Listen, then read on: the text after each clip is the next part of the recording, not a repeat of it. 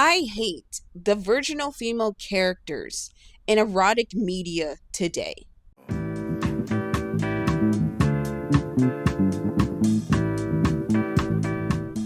Before I go on this long rant of why I hate this type of character in erotic media, I need to say two things. First off, please understand that you can have this type of virginal character within an erotic film and still have it work out. Lee from Secretary and Peter from Preaching to the Perverted are great examples on how to write virginal adult characters entering their sexual prime. The other thing I want to talk about is the male problem within this type of media, but that's not the main point of today, but he will be mentioned. So, I have to say, from 50 Shades of Grey to that god-awful TikTok romantic thing that's everywhere now. More about my boss? He's 18, a bit of a troublemaker, the sole heir to a vast family fortune, so you do well to keep him satisfied. Oh, and he would like you to wear this. What kind of freak wants me to wear an outfit like this? Erotic stories suck. They just suck. In media, they suck badly. And it's mostly because of, well, two tropes. The virginal girl. The other is also the main rich daddy, but he's a topic for another day. I hate the virginal female character. I hate that I hate the character so much. Like, I love erotic films.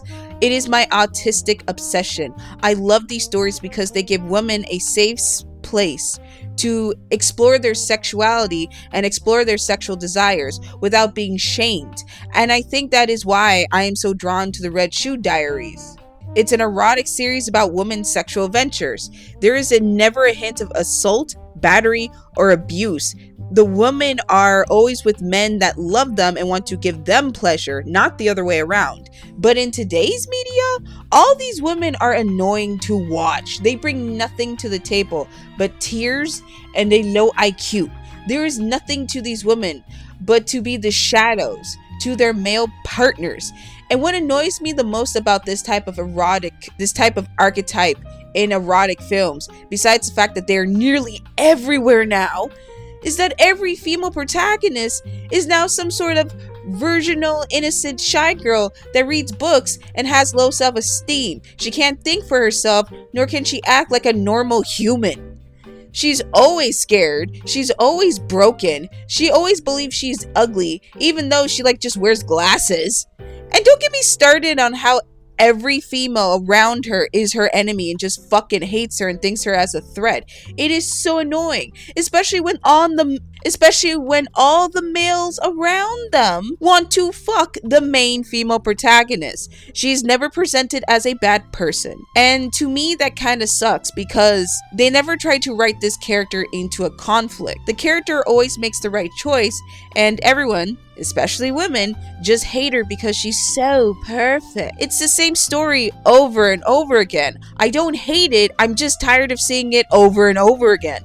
Like, for once, can one of these bitches have a hobby outside of reading? There is no substance whatsoever to this person, and they eventually get boring to watch. How 50 Shades of Grey got 3 movies, I will never understand. Anastasia is the most boring character in erotic media. She's so boring. She's just a piece of flesh that just walks around and smiles and then cries every second over shit that doesn't truly affect her. Every conversation she has with Christian is either a fight or something that leads to sex. There is never a genuine conversation between these two. They don't ever sit down and just talk about their likes and hobbies, and because of that, they are constantly fighting. Tessa from After is another one. She has no backbone. She lets Hardin humiliate her, and she keeps going back for more. And the irony of these two women is that they are the protagonists of the story, and I know nothing about them.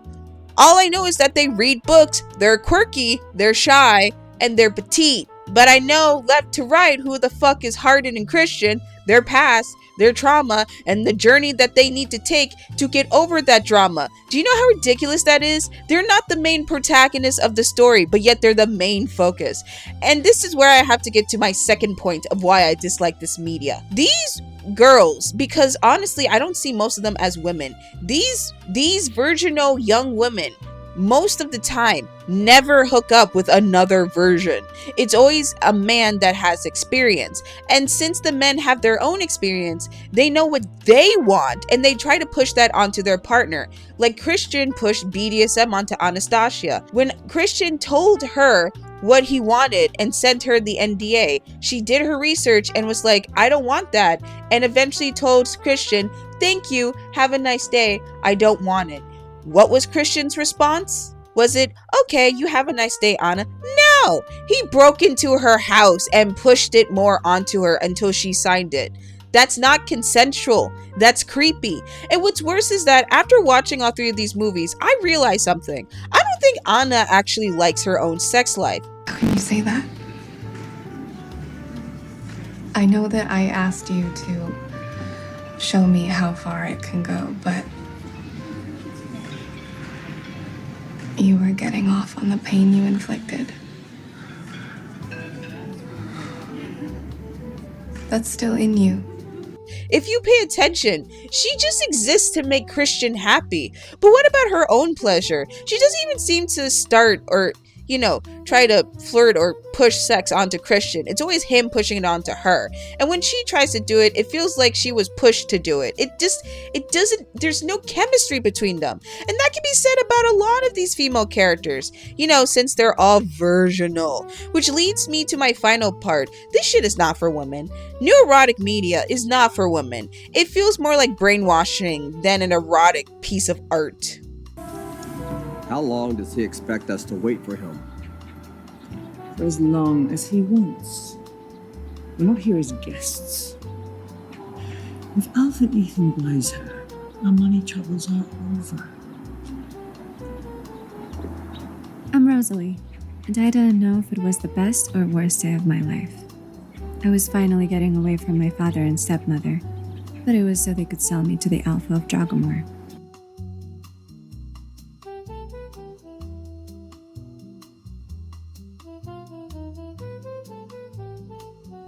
Hey, yo, what the fuck? Hear me out. When you think of virginal innocent, what traits normally come to mind? I'm thinking Lolita. Yeah, a very childlike appearance to me. Anna has a very low voice, as if she never went through puberty. I'm Anastasia Steele. Tessa cannot stand up for herself, and the reason for that is because she had a helicopter mom basically watching over everything she did. So Tessa never got the experience she needed to learn how to, traverse life. Instead, just as she got an ounce of freedom, she met Hardin and got sucked into a bullshit emotional roller coaster.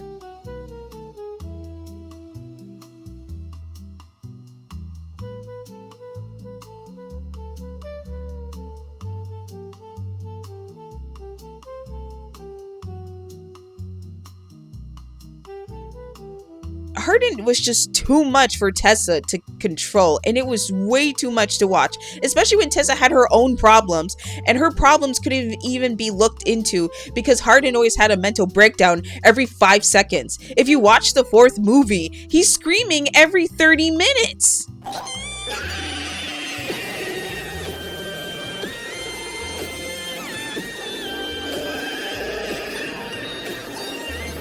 And then there's another movie called Gabriel's Inferno where the main character is in her mid to late 20s. She looks like she's 15.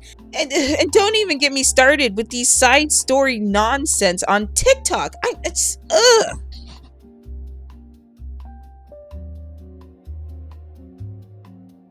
I'm 16. You're the first person who's ever asked me. Years with the pack, I had never seen Alpha Edward cower before anyone. Whoever this man was, he wasn't just powerful, he was feared. And perhaps crazy too. Why else would he agree to marry me? An Omega servant with no status or standing worth trading. These women never look like women. They look way too young. Like they're not women. And that is what's creepy to me. And also, it's the fact that they're always paired up with experienced men. Erotic media today is not targeted for all women, I'm noticing, but rather just young women. The protagonists most of the time are young girls who haven't lived life long enough to know what is right and wrong. They are clueless and barely know what to do. Meanwhile, the movie always makes it known that the man knows everything because he is well in his life. He's experienced. He got money. Even though half the time the man himself is toxic, the film never acknowledges this. No, the male lead always has some sort of trauma that they have to work through throughout the entirety of the movie, which he is not the main protagonist of. But since his trauma is so big, the main female lead has to help him work through his own trauma. Because, it causes so much conflict within their relationship, which is toxic even of its own self.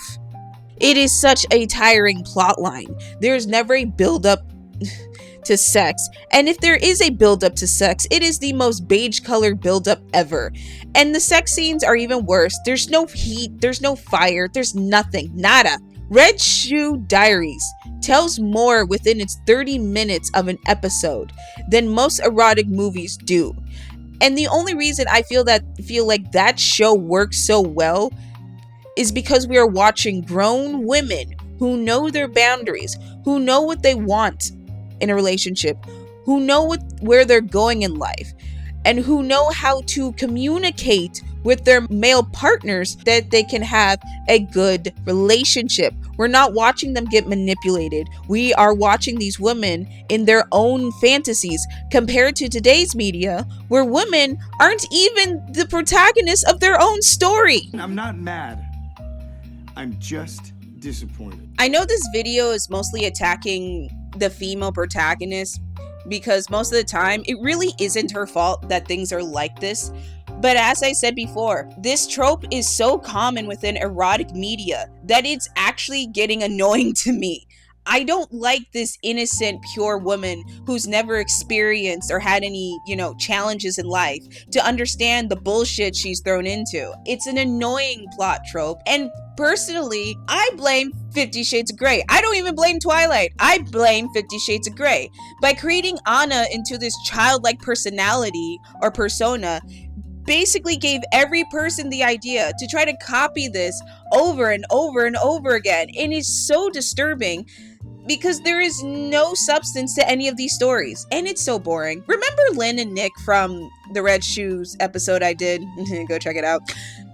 Within their, I'd say, 25 span minute of interaction within their, I'd say 40 or 30 minute episode, they had more chemistry than most of the protagonists that I had talked about, especially Lynn. Lynn would dog walk both Tessa and Anastasia with her personality because she is an older woman that has lived through life and knows what she wants. Is she crazy? Yeah, but personally, I think that adds to the beauty of her episode. This bitch is crazy, and Nick is crazy. Nick wants to own Lynn's soul, and that's another thing I need to point out. Nick is your everyday average guy. He's not like Harden. He's not like Christian. He is your everyday normal guy that did have problems, but he didn't push it onto Lynn. If anything, he just put that shit to the side and said, I'm more interested in you. And that's what I want when it comes to this type of media. I am so tired of a story where it's the protagonist is a girl, a woman, whatever. And then her entire story is, what's wrong with this guy? Leave! I hate it. In fact, I want to show the true ending of Nick and Lynn's episode just to show how much passion these two have within the 30 minutes that they interacted with one another. You'll never be free. I'll never surrender. I'm a day, Nick, and I'm on top. Listen to me, tough guy. I'm tired of this bullshit. Bullshit. Look, it's been a month now. We've got to go back to work. Bullshit. From now on, we're going to have a normal relationship, you and me. Bullshit. I'm going to buy you lingerie and a dress and a car and anything you want. I'm going to take you to dinner and I'm going to pay for it. Bullshit. We're going to go to bed at 11 like normal fucking people and watch the fucking news. Bullshit. And we're going to go to Ohio. And I'm going to meet your grandma. And she's going to like me. And I'm going to like her. Just like normal people. You understand?